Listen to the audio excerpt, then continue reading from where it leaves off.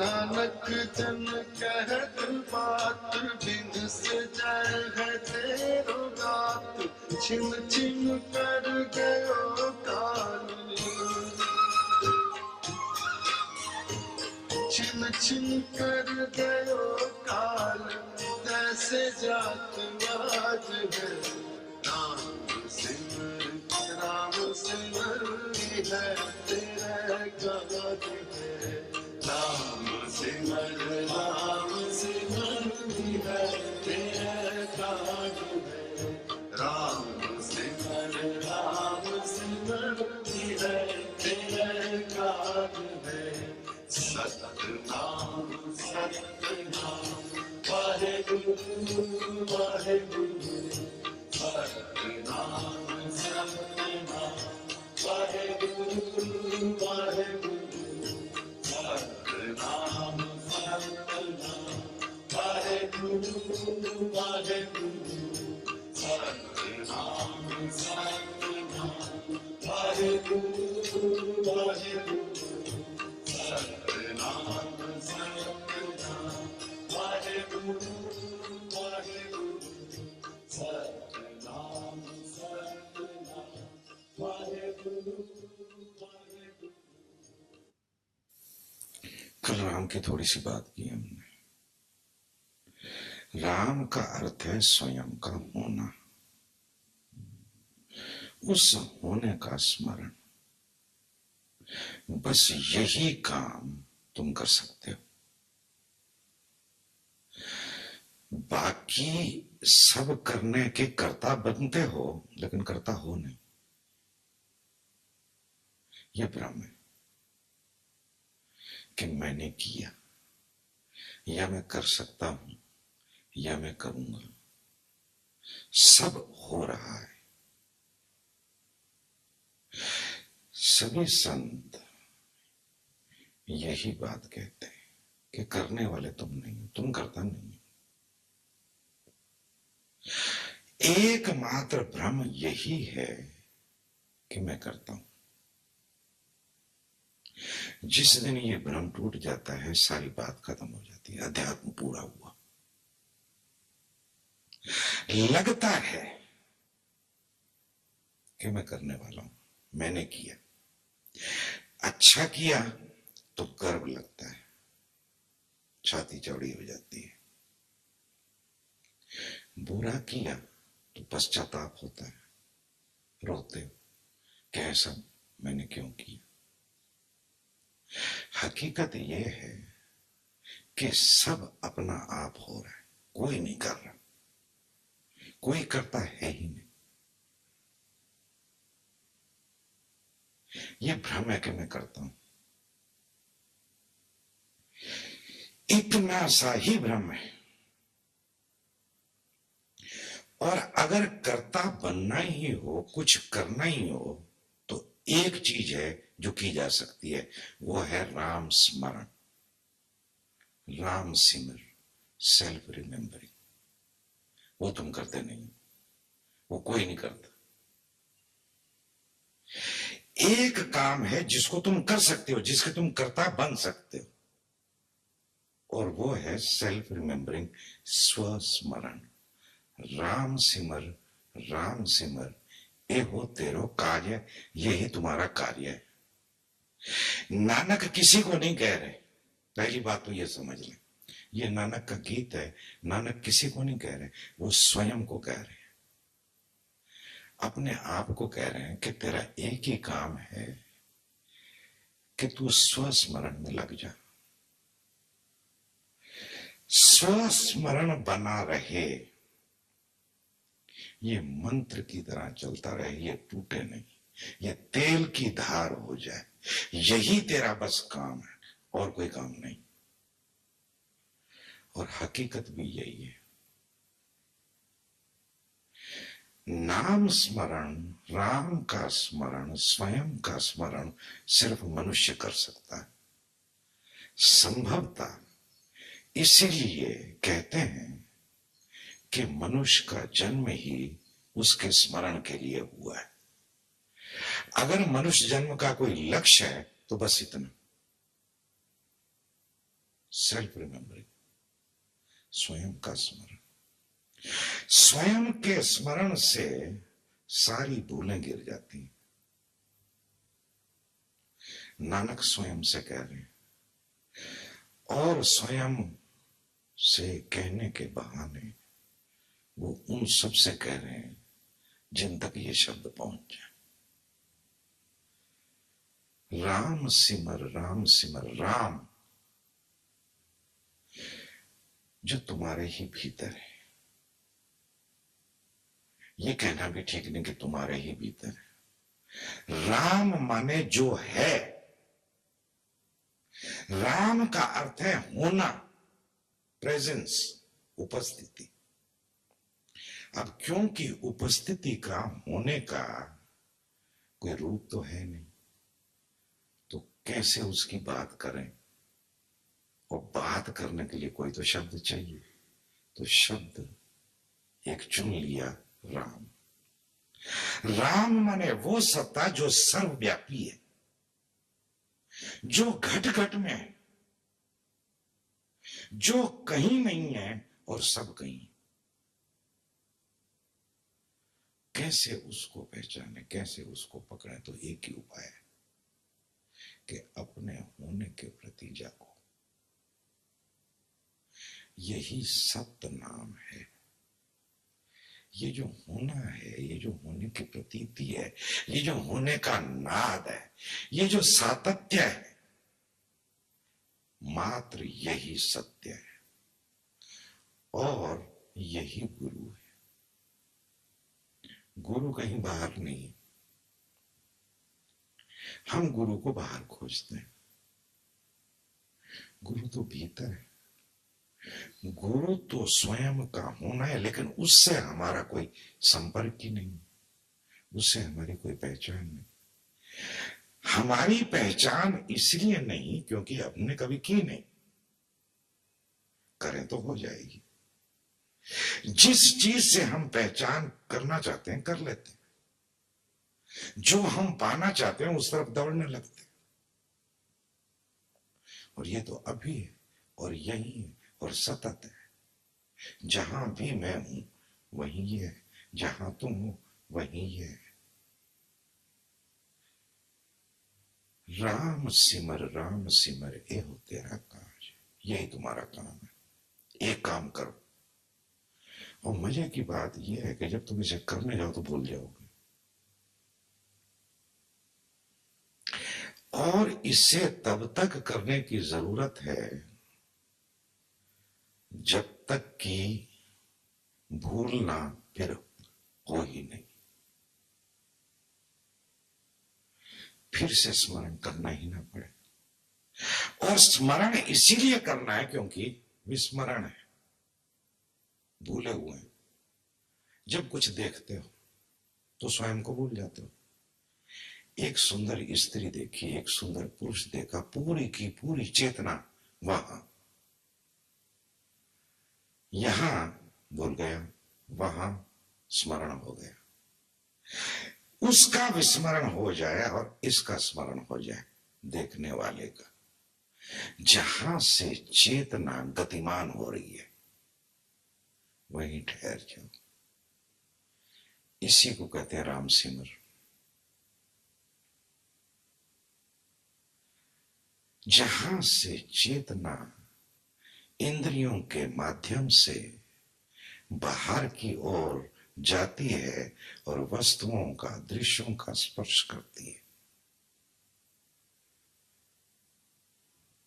ये गति ना हो। इससे पहले की गति हो, तुम उस अगति में ठहर जाओ जो चेतना का मूल स्रोत है। चेतना का अर्थ है होना। एक जीवित व्यक्ति में और एक मृत व्यक्ति में फर्क क्या है? अगर मैं आपसे पूछूं, एक मृत व्यक्ति, शरीर पड़ा है, और एक जीवित व्यक्ति, उसको चेतना नहीं है। चूंकि चेतना नहीं है तो वो नहीं कह सकता कि मैं हूं। मैं हूं कहने के लिए चेतना चाहिए। इसका अर्थ ही यह हुआ कि मैं चेतना हूं। रात गहरी नींद में सोते हैं, पता नहीं चलता कि मैं हूं। जैसी सुबह चेतना आती है, पता चलता है कि मैं हूं। इसका अर्थ यह हुआ कि मैं ये देह नहीं हूं, मैं चेतना हूं। ये सीधी सी बात है। जिसके द्वारा मैं जानता हूं कि मैं हूं, वही मैं हूं। चेतना के होने पर पता चलता है कि मैं हूं, इसलिए मैं चेतना हूं।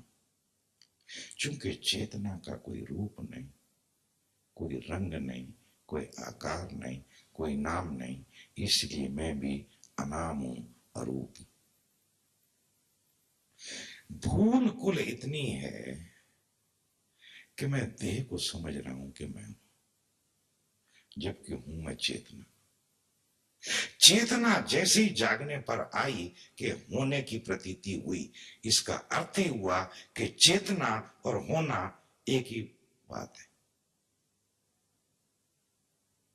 अगर होना है, इसका अर्थ ही है कि चेतना। अगर चेतना है तो होना है।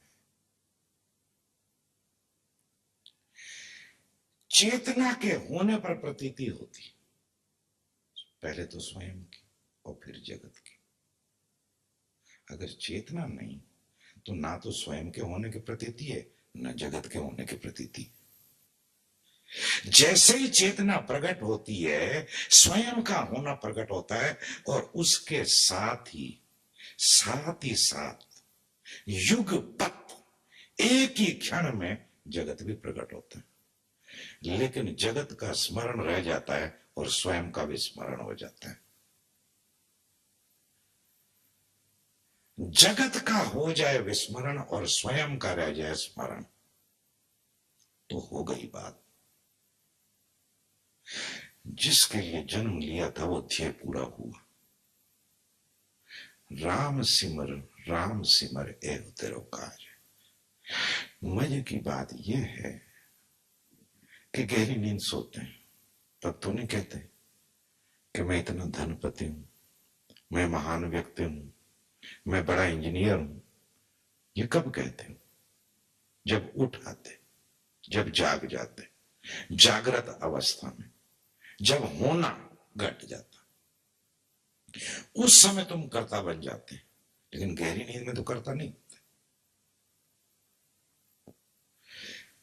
क्योंकि गहरी नींद में प्रतीति ही नहीं स्वयं के होने की। प्रतीति भर नहीं है स्वयं के होने की, इसका यह अर्थ नहीं कि होना नहीं है। अगर होना ना हो तो सुबह उठ के तुम स्वयं को वहीं नहीं पाते जहां पर तुमने छोड़ा था। सुबह उठ के स्वयं को वहीं पाते हो जहां तुमने उसको छोड़ा था। इसका मतलब होना तो था, लेकिन होने की प्रतीति नहीं थी, कर्ता भाव नहीं था, अहंकार नहीं था। इसका अर्थ यह हुआ कि अहंकार क्या है, कर्ता भाव क्या है। उस चेतना का इस शरीर को मान लेना मैं, यही कर्ता भाव है। देह बुद्धि बॉडी सेंस जैसे ही जागते हैं, चेतना उठती है, शरीर से उसका संपर्क होता है। पहला भाव, पहला विचार जो उठता है, मैं। ये मैं तभी उठता है जब देह के साथ चेतना का संपर्क होता है। तब चेतना ये मान लेती है कि मैं ये देह और कर्ता हो जाती है, और तब सब भूलें होती हैं। ये पूरी दुनिया कर्ताओं से भरी हुई है, और क्या हाल है। इतनी हिंसा, इतना युद्ध, इतना घृणा, ईर्ष्या, द्वेष, ये क्यों है? ये कर्ता भाव के कारण। जैसे ही कर्ता भाव उठता है, असुरक्षा उठाती है। जैसे ही चेतना ने माना कि मैं ये देह हूं, स्वयं को सीमित कर लिया, अपने को सर्व से अलग कर लिया। सब एक था, गहरी नींद में सब एक है। जैसे ये जागृत अवस्था धोखा पैदा करती है। इसलिए जो जानते हैं वो कहते हैं जो जागृत से भी जाग जाता है, इस जागृत अवस्था के प्रति जो जाग जाता है, जो इसका अतिक्रमण कर जाता है, वो फिर एकता में पहुंच जाता है। उसको योग की भाषा में कहते हैं तुरीयावस्था। चौथी, सुषुप्ति भी गई, स्वप्नावस्था भी गई और जागृत के भी पार हो गए, क्योंकि जागृत अवस्था में कर्ता भाव पकड़ लेता है। जागृत अवस्था में पता चलता है कि मैं सर्व से भिन्न हूं, और अगर मैं सर्व से भिन्न हूं तो असुरक्षा का भाव उठाएगा, भय लगेगा, यहां से भय का जन्म होता है। अब इसके बाद जितने भी कर्म होते हैं वो सब भय के कारण होते हैं। तुम जो भी कर रहे हो, जो भी कर रहे हो, तुमने बड़े अच्छे अच्छे नाम दे दिए हो, दर्शन गढ़ लियो, जस्टिफिकेशन बना लियो कि मैं ये इसलिए कर रहा हूं। हकीकत ये है कि तुम उस भय के कारण कर रहे हो, जो चेतना के देह के साथ संपर्क होने से जो देह बुद्धि का जन्म हुआ है, जो कर्ता भाव, जो मैं भाव उठाया है, अब ये असुरक्षित है, अब ये भयभीत है। अब जो भी ये करेगा, ये अपने को सुरक्षित करने के लिए करेगा। और जितने मर्जी बड़े पदों की यात्रा करते चले जाओ, जितना मर्जी धन इकट्ठा कर लो, जितने मर्जी बड़े भवन बना लो, लेकिन ये भय नहीं मिटता। ये भय तभी मिटता है जब मैं ये जानता हूं कि मैं क्या हूं। जब राम का स्मरण शुरू होता है, तब पता लगता है कि मैं ये देह नहीं हूं। तब ये पता चलता है कि जो है वो सब मुझ में, मैं वस्तुता जो हूं वो सब कहीं, सब मुझ में है, मैं सब में हूं। राम में सब, सब में राम। जिन लोगों ने कहा है, जान के कहा है, कोई सपना नहीं देख रहे, कोई कल्पना नहीं कर रहा है, ये कोई घड़ी घड़ाई बात नहीं है, ऐसा जाना है। अगर देह भाव ना हो तो जो है उसकी सीमा कहां है? तब तो असीम है, तब तो अनंत है, तब तो नित्य है, तब तो शाश्वत है। ये जो होना है ये नित्य है, ये शुद्ध है, ये मुक्त है। राम सिमर ए हो तेरो काज। एक ही काम है प्यारे करने का, वो है स्वस्मरण। राम यानी स्वसत्ता, राम यानी वो जो प्रतीति, जो सतत है, जो सतत है। जागो तो है, सो तो है, स्वप्न देखो तो है। जब से जन्मे हो तब से सब बदलता चला गया है, लेकिन वो नहीं बदला। ये जो होने की प्रतीति है, इसका स्मरण, इसमें स्थिरता, इसमें विश्राम, सतत, यही एक काम है जो तुम कर सकते हो, जिसके कर्ता तुम बन सकते हो, लेकिन तुम ये करते नहीं। बाकी सब तो परमात्मा वैसे ही कर रहा है, तुम नहीं कर रहे। अभी अगर श्वास आनी जानी बंद हो जाए तो तुम देख भी नहीं सकते, बोल भी नहीं सकते, हाथ भी नहीं हिला सकते, कोई क्रिया हो ही नहीं सकती। इसका ये अर्थ हुआ कि सारी क्रियाएं प्राण कर रहा है, और मेरे को लगता है मैं कर रहा हूं। हम सबको यही तो लगता है। अभी अगर प्राण अवरुद्ध हो जाए, आना जाना बंद हो जाए, श्वास चलनी बंद हो जाए, तो क्या करोगे? कुछ कर सकते हो? डायनामिक करोगे कि कुंडलिनी करोगे? सब बंद। ना सुन सकते, ना देख सकते, ना स्पर्श कर सकते, कुछ नहीं कर सकते। सारी क्रियाओं का जो कर्ता है, जो कारण है, वो श्वास है, वो प्राण है। और ये जो तुम जानते हो, जो प्रतीति होती है, जो दिखाई पड़ता है, ये जो बोध होता है, ये चेतना के कारण। तो कर्ता कहां है? कोई कर्ता तो कहीं है ही नहीं, ये तो सब अपना आप हो रहा है। चेतना ना हो तो प्रतीति नहीं होगी, और प्राण ना हो तो कर्म नहीं होगा।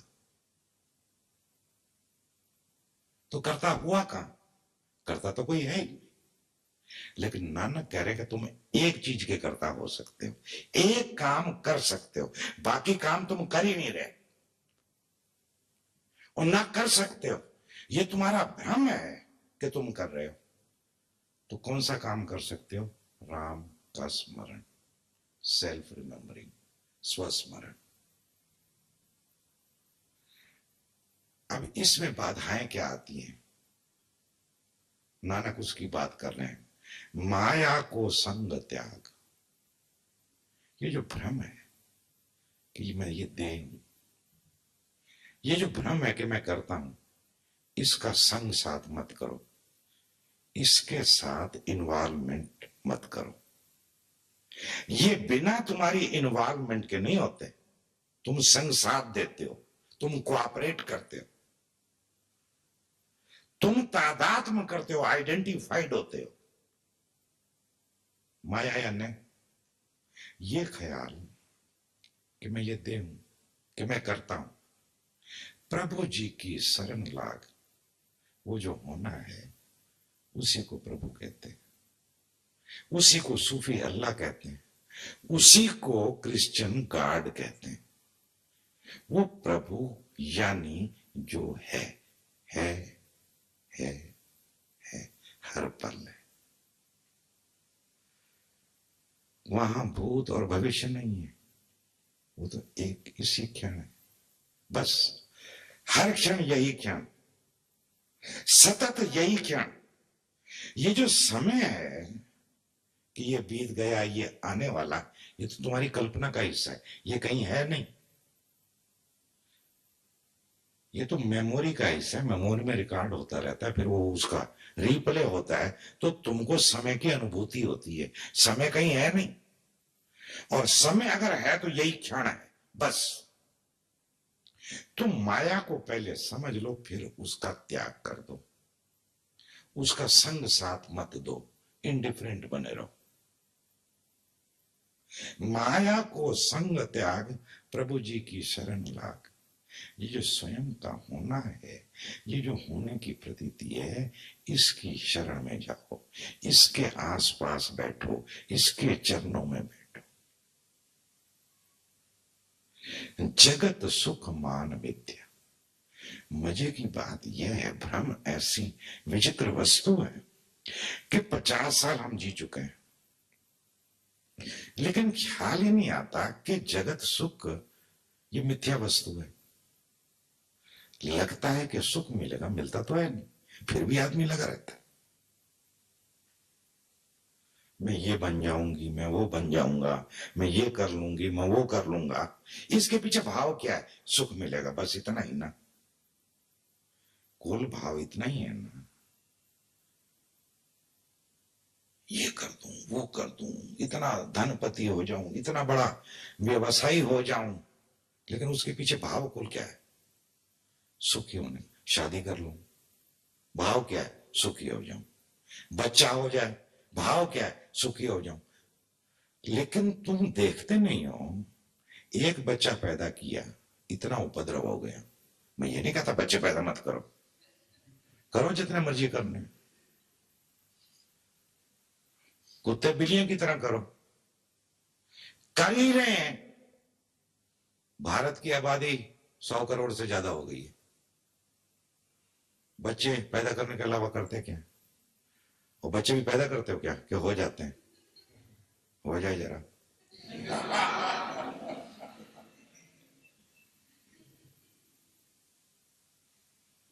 क्यों बच्चा पैदा करना है? मूर्खता, मिथ्या। जगत सुख, सुख मिलेगा, मिला क्या?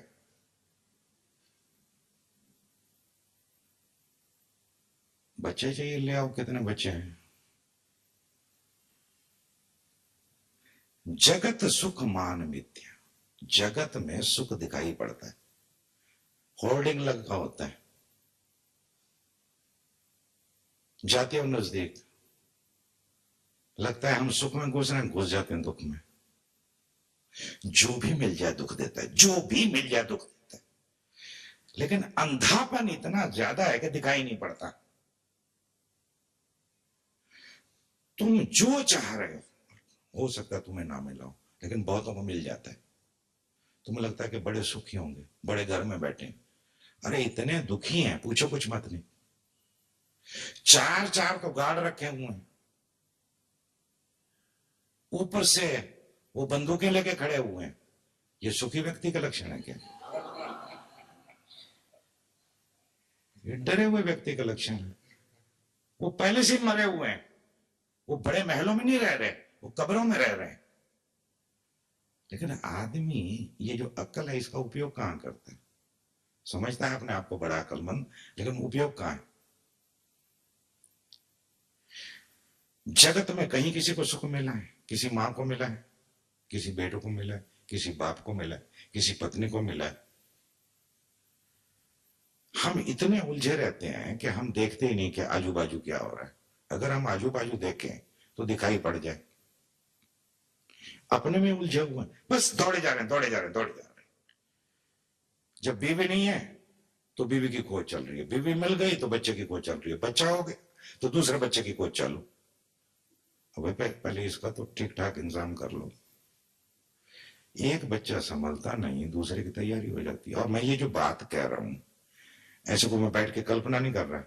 मेरे चारों तरफ लोग हैं, उनको वाच करता हूं, तब ये बातें कहता हूं। और लगता है कि मैं बड़ा खिलाफ हूं। मैं काय के लिए खिलाफ? तुमको उपद्रव पसंद है, मौज करो, अपने बाप का क्या जाता है। लेकिन मेरे पास फिर किस लिए आते हैं तुम्हें पता नहीं है, लेकिन मुझे पता है कि तुम किस लिए आते हो।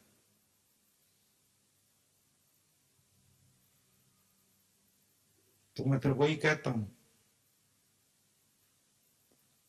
जगत सुख मान मिथ्या।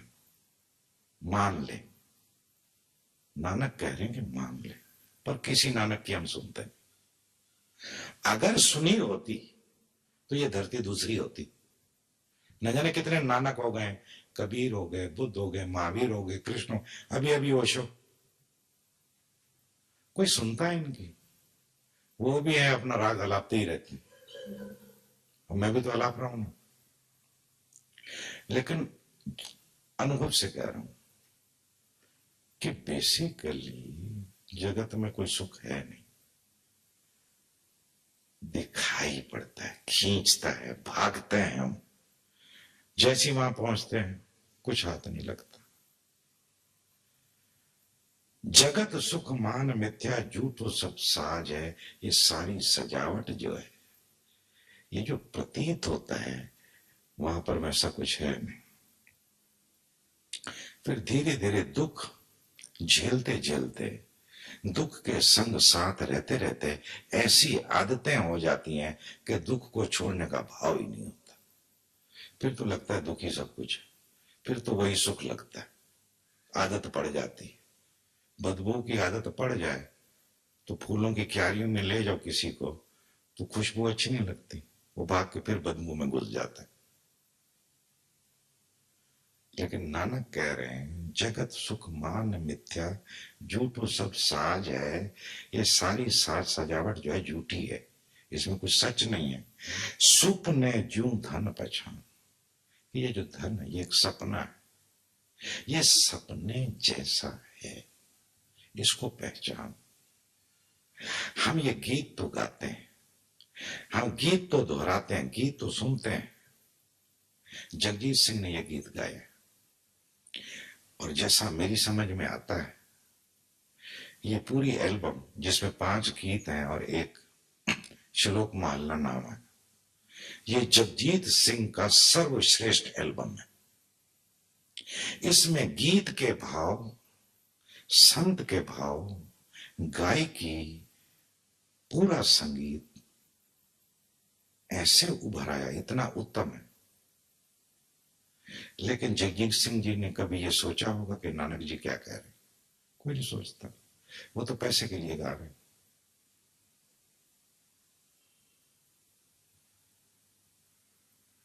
गाओ, कोई हर्ज नहीं। लेकिन नानक कह रहे हैं कि सुपने ज्यों धन पहचान। ये जो धन है ये स्वप्नवत है। अभी मेरे पास था, अभी उसके पास चला गया, फिर उसके पास चला गया, फिर उधर चला, ये तो घूमता ही रहता है। और तुम इसके पीछे क्यों दौड़ते रहते हो इतना? इसका उपयोग करो, इसकी उपयोगिता है। लेकिन जब इसको पकड़ते हो, पकड़ते हम तभी किसी चीज को हैं जब मानते हैं कि वो सत्य है। नानक कह रहे हैं इसमें सत्य कुछ नहीं है, ये सपना है। काहे पर करत मान धन हो जाता है तो बड़ी अकड़ आ जाती है। तो क्या सपने पर तुम अकड़ रहे हो? तुम सपने में करोड़पति हो जाते हो, लखपति हो जाते हो, लेकिन सवेरे जागते हो तो कुछ भी नहीं होता। इस पर मान करने की जरूरत नहीं, क्योंकि ये सपना है। सपना शुरू होता है, खत्म होता है, ये बीत जाता है। जो बीत जाता है, जो शुरू होता है, जो खत्म होता है, वो सत्य नहीं है। सत्य वो है जो सतत बना रहता है। बारों की भीत जैसे वसुधा को राज है। जैसे भालू होती है, रेत होती है, जैसे रेत की दीवार। अब रेत की दीवार बनाओगे तो कितनी देर टिकेगी? पहले तो बात दीवार बनती ही नहीं, छोटी मोटी बन जाती है, 6-8 इंच, 10 इंच, 12 इंच, लेकिन 10 फुट की तो रेत की दीवार बनाने भी मुश्किल है, शुद्ध रेत की। ये जो धरती पर जो साम्राज्य तुम खोज रहे हो, जो सम्राट होना चाहते हो, इस धरती को जीत लेना चाहते हो, इसमें अपने भवन बनाना चाहते हो, ये बारू की भीत है, ये रेत के समान है। ये रेत की दीवार है, अब डही के अब डही। नानक जन कहत बात,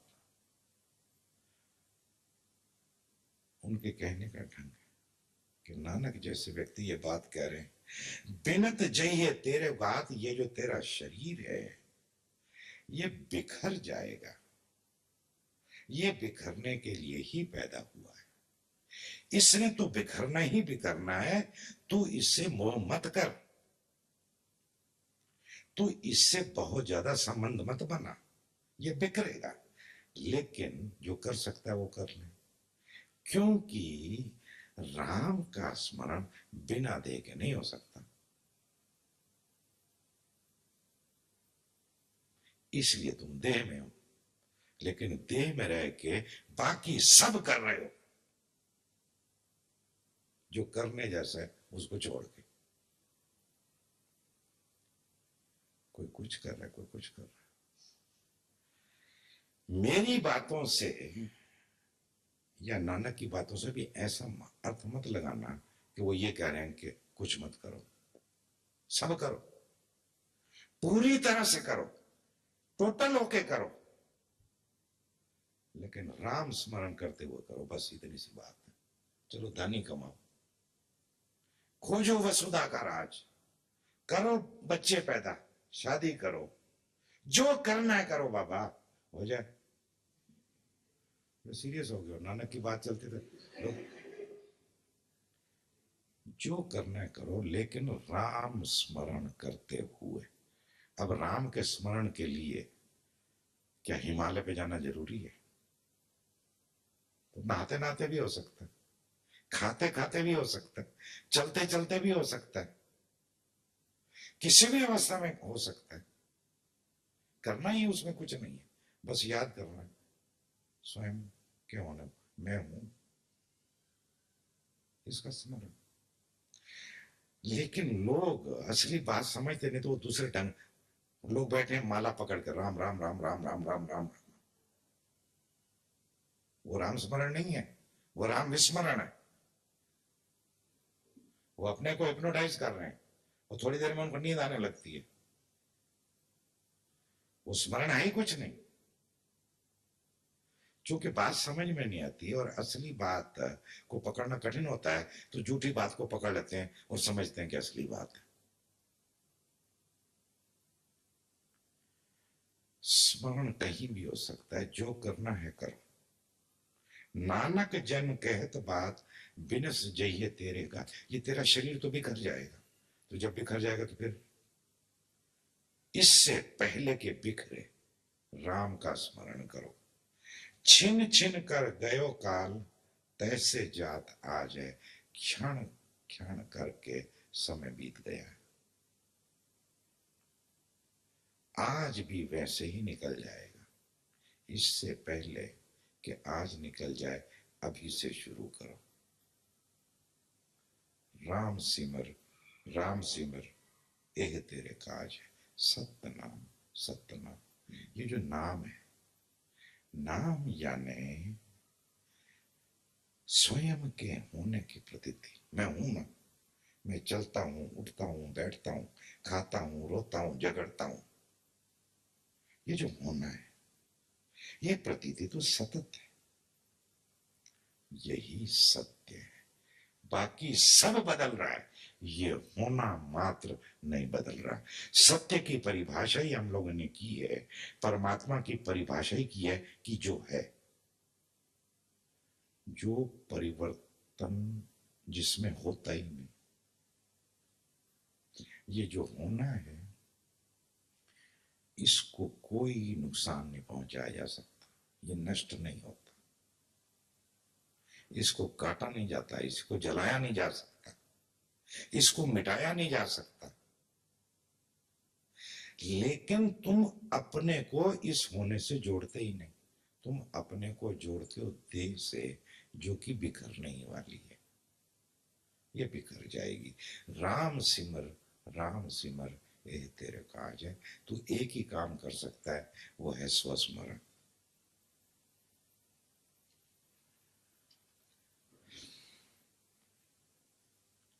भक्ति भाव ने एक गीत लिख के भेजा,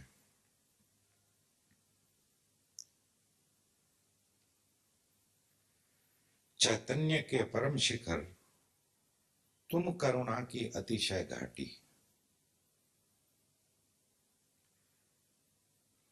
कभी को कुछ दिखाई पड़ता है जो आम आदमी को दिखाई नहीं पड़ता,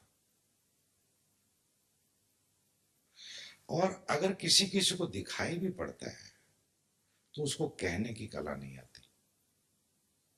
और कभी वो ना केवल दिखाई पड़ता है, बल्कि जिसको कहना कठिन होता है, वो उसको बड़े कम शब्दों में कह देता है। अब ये सौभाग्य, ये कृपा भक्ति भाव को मिली हुई है। वो कविता में प्रकट होती है, सुनो उनकी कविता। चैतन्य के परम शिखर, तुम करुणा की अतिशय घाटी। हो न मस्तक करे चरण वंदना, भक्ति भाव रूपी माटी। भक्ति मिट चली गई है, भक्ति का जमाना चला गया। आजकल भक्त देखने को भी नहीं मिलता। भक्ति भी एक मार्ग है, भक्त अपने ही ढंग के होते हैं, वो अलग ही प्राणी होते हैं, लेकिन उनके लिए भी मार्ग है। वो लगते बड़े एब्सर्ड हैं, क्योंकि तुम तुलना करोगे तो जब भी तुम तुलना करते हो, एक को श्रेष्ठ मानते हो, एक को निकृष्ट मानते हो। लेकिन भक्त हृदय जो है, हर वक्त जैसे नदी, जैसे एक झरना कल कल चल चल, कल कल चल चल करता है, कैसी उसकी मस्ती होती है, कैसी तरंग होती है, और कैसे दौड़ता है, ऐसा भक्त होता है। उसका भाव झरने की तरह बहता है, महसूस करोगे तुम कविता में। और भक्त बहुत कम हो गया है, ऑलमोस्ट गायब हो गए हैं, और उनको भक्ति भाव ऐसा नाम नहीं मिला, ऐसे ही नहीं मिल गया, बिल्कुल सटीक मिला।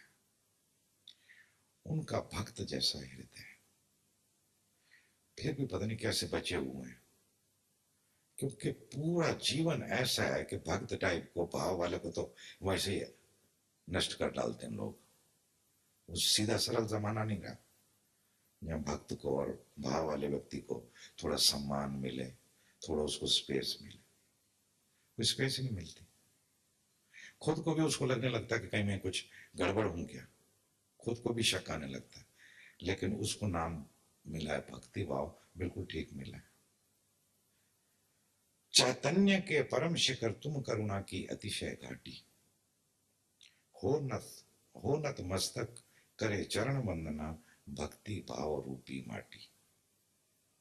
ओशो के पूत, ओशो के दूत, ओशो के रूप को नमन किया। ओशो के मीत तुम राग वीत, नित प्रीति की रीत पे गमन किया। गुरुदेव मेरे अब द्वार तेरे, हम अपना शीश झुकाते हैं। अब किसी भी बुद्धि वाले व्यक्ति को लगेगा कि ये जरा ज्यादा बातें हो रही हैं, ये जरा भी ज्यादा नहीं है। तुम्हारे पास आंख ही नहीं है देखने की। अगर आंख हो, बुद्धि तो वैसी अंधी होती है। बुद्धि देखने का ढोंग करती है, देखती कहां है।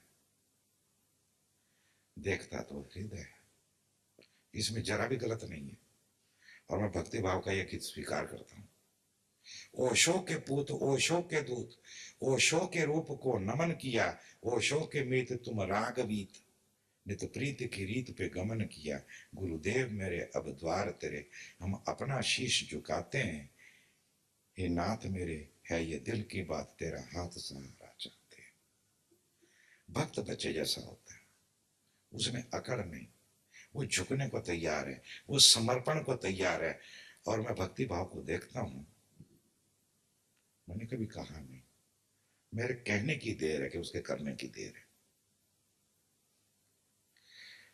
उसने मुझे दिल्ली बुलाया था कि हमने एक जगह देखी है, आप पसंद कर लो तो हम यहां पर कैंप लगाते हैं। 2-3 जगह देखी थी तो मैं गया। गरीब लोग हैं, भक्ति भाव और परनी इधर भोला था। इन 3 लोगों ने आपस में तय किया कि हम गुरुदेव को बुलाते हैं और उनका खर्चा हम उठाएंगे, हम दिखाते हैं। मेरे को खूब अच्छे से, मेरे को लगता है कि मैंने जितनी भी यात्रा पहले की है कैंप करते वक्त, सबसे अच्छा प्रेम पूर्वक, सम्मान पूर्वक, सुविधा पूर्वक मेरा उन्होंने ख्याल किया। वो सीधे सरल गरीब लोग हैं। मैं नहीं समझता कि सच में उनकी हैसियत है कि इतनी खर्च करें। सब घुमाया, दिखाया, प्यार से खिलाया पिलाया।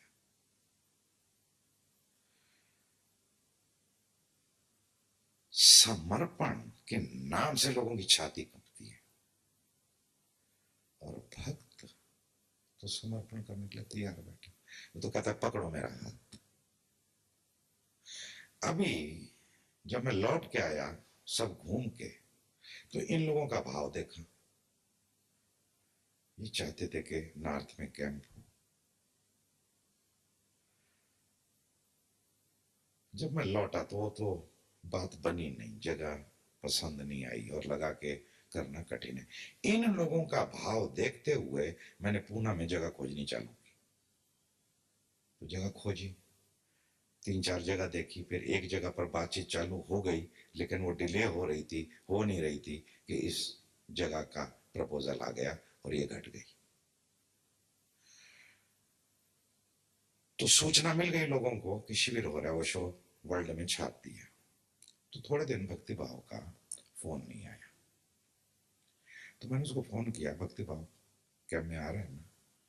तो गुरुदेव मेरी 5 तारीख को डेट है, तो मेरी समझ में नहीं आ रहा, मैं कंफ्यूज हूं, मैं क्या करूं, कि नेचर पे छोड़ दूं या आप जैसा कहो। तो मैंने कहा आओ तुम। कहते ओके। 1 सेकंड नहीं लगाया। और जब बोला फोन पे तो ये बोला कि मैं कंफ्यूज हूं, क्योंकि आप ही ने कहा है कि तुम लेट गो करो। तो मैं लेट गो करूं कि यह निर्णय लूं? और पूछ लिया कि आप बताइए क्या करूं। तो मैंने कहा आओ। कहते बस आ रहा हूं। फिर दूसरी देर नहीं लगाई। अब ये भक्ति का लक्षण है। भक्त झुकने को तैयार है, समर्पण को तैयार है, और कुछ नहीं बिगड़ता। तुम समझते हो कि तुमने समर्पण किया, तुम्हारे पास है क्या आकड़ के अलावा? और भक्त उसको सरलता से कर लेता और सब पा जाता है। मजे की बात तो ये, जितनी मेहनत तुमको करनी पड़ती है भक्त को नहीं करनी पड़ती। वो तो हंसता खेलता रहता है, वो तो हर हर चीज में राजी हो जाता है। उसका रास्ता बड़ा सरल हो जाता है। वो समर्पण का मार्ग है, सेवा का मार्ग है, प्रेम का मार्ग है, आज्ञा मांगने का मार्ग है कि आप आज्ञा करो। उसको कोई मोक्ष नहीं चाहिए, उसको कोई परमात्मा नहीं चाहिए। गुरु प्रेम ही उसके लिए सब कुछ है। और भक्ति भाव का हृदय बिल्कुल वैसा है। ये जो उसने शब्द लिखे हैं, मेरे सामने कोई मेरी चापलूसी करे, मेरे को मक्खन लगाए, ज्ञानदेव को इसका बड़ा अच्छा अनुभव है और लोगों को भी है कि तुम मेरे को और चीजों में भले बेवकूफ बना लो, बन जाऊंगा, लेकिन अगर तुमने मेरी झूठी प्रशंसा की तो मेरे पर जरा भी असर नहीं होगा। वो पता नहीं क्यों मेरे को एकदम आर पार दिखाई पड़ती है।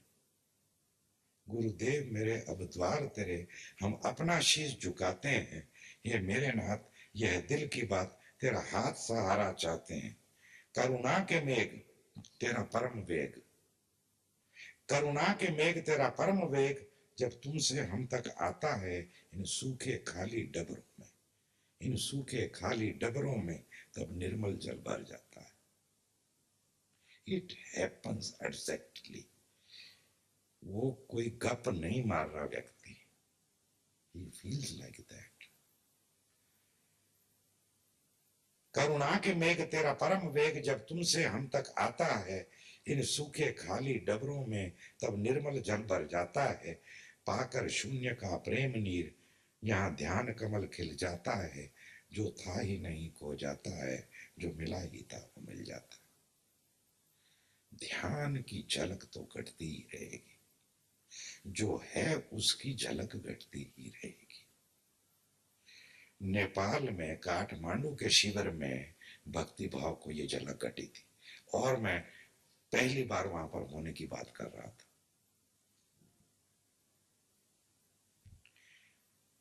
चैतन्य शिखर रहा प्रेम बिखर, वो सबकी प्यास बुझाते हैं। थी सूखी बंजर मरुभूमि, अब प्रेम पुष्प लहलाते हैं। दुनिया जो चाहे सो ध्याए, पर हम तुमको ही ध्याते हैं। वो मेरी तारीफ नहीं हो रही, लगता है कि मेरी तारीफ हो रही है। ये मेरी तारीफ कैसे हो सकती है? मैं किस खेत की मूली हूं? ये उसकी तारीफ है जो उसको दिखाई पड़ता है मुझ में, और जो मुझ में दिखाई पड़ता है वही तुम्हारे भीतर है। वो तुमको दिखे, वो खिल जाए, वो बीज की तरह है। बीज मौजूद है, बीज को टूटना है, अंकुरित होना है, पौधा बनना है, वृक्ष होना है, फूल आ जाएंगे, फल आ जाएंगे, लेकिन बीज रूप में तो मौजूद है। चैतन्य शिखर रहा प्रेम बिखर, वो सबकी प्यास बुझाते हैं। थी सूखी बंजर मरुभूमि, अब प्रेम पुष्प लहाते हैं। दुनिया जो चाहे सो ध्याए, पर हम तुमको ही ध्याते हैं। प्रेम ऐसा ही होता है। प्रेम किसी में भी परमात्मा दिखाई देख लेता है। फिर मैं तो चैतन्य भारती हो जाए, कम से कम चैतन्य भारती तो हूं, ओशो का शिष्य तो हूं, ओशो का पूत, ओशो का दूत तो हूं। प्रेम की आंख हो, वो देख लेती है, वो वैसा ही देखती है जैसा है। और भक्त को प्रेम कमाना नहीं पड़ता, भक्त तो प्रेम में हिलोरे मारता है। हाँ, जीवन की यात्रा में जो धूल धवास इकट्ठी हो जाती है, उसको थोड़ा सा साफ करना, कि फिर तो जगमग जगमग वो निकल ही आता है जो है।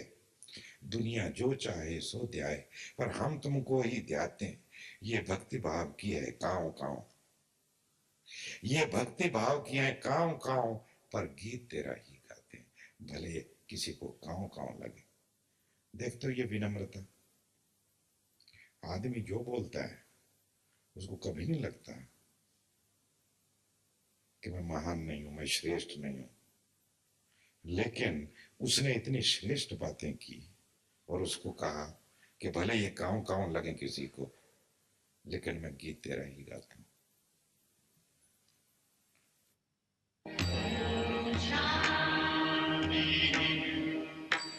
शांति